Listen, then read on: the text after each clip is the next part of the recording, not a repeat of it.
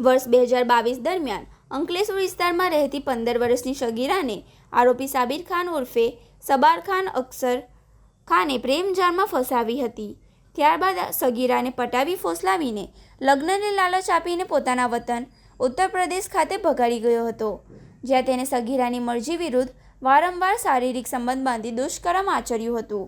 આ મામલે ભોગ બનનાર સગીરાના પિતાએ અંકલેશ્વર જીઆઈડીસી પોલીસ મથકમાં ફરિયાદ નોંધાવતા પોલીસે ગુનો નોંધીને આરોપીની ધરપકડ કરી હતી. જીઆઈડીસી પોલીસે આરોપી વિરુદ્ધ મજબૂત પુરાવા એકત્રિત કરીને અંકલેશ્વરના નામદાર એડિશનલ ડિસ્ટિંક્શન એન્ડ સેશન્સ જજ એન્ડ પોક્સો કોર્ટના સ્પેશિયલ ડિઝિગ્નેટેડ જજ કે.એમ. મુનશીની કોર્ટમાં ચાર્જશીટ રજૂ કરી હતી.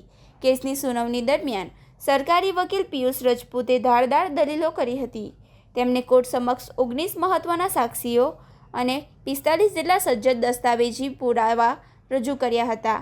પુરાવા અને બંને પક્ષોની દલીલોને ધ્યાનમાં રાખીને નામદાર પોક્સો કોર્ટે આરોપી સાબિર ખાનને ઇપીકો કોલમ 363, 366, 376, 376(2) તથા પોક્સો એક્ટની વિવિધ કલમો હેઠળ દોષી ઠેરવ્યો હતો. નામદાર કોર્ટે હેવાનિયત આચરનાર આરોપી સાબિર ખાનને 20 વર્ષની આકરી સજા સાથે ₹48,000નો દંડ પણ ફટકાર્યો છે.